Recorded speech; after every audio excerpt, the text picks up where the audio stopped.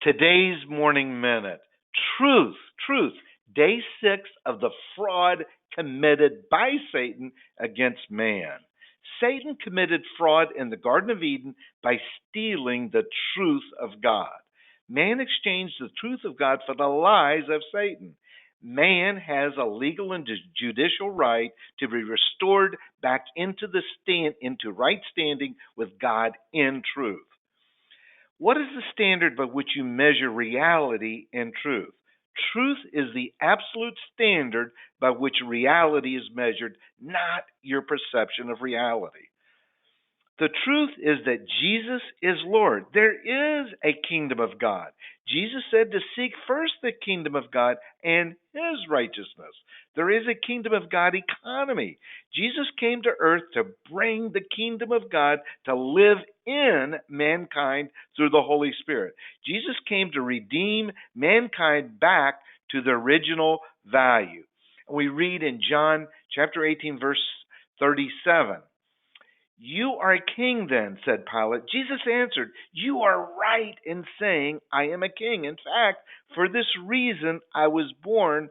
For this I came into the world to testify to the truth. Everyone on the side of truth listens to me." And then we read also in John chapter 14, verse 6, He answered, "I am the way and the truth and the life. No one comes to the Father except through me." Feelings are real, but your feelings are not truth. Your feelings of fear are real, but not truth. Your feelings of anger and bitterness are real, but not truth. You've probably heard the statement, perception is reality. Yet your perception is not truth. Satan is a liar. He's deceptive. He wants your perception and feelings of reality to become your truth rather than you to know the real truth of the person of Jesus Christ. Satan does not want you to know the truth. Here are some truths. Jesus Christ came to earth to destroy the works of the enemy. He came to bring truth. He came to redeem you from the lies and the deception of this world.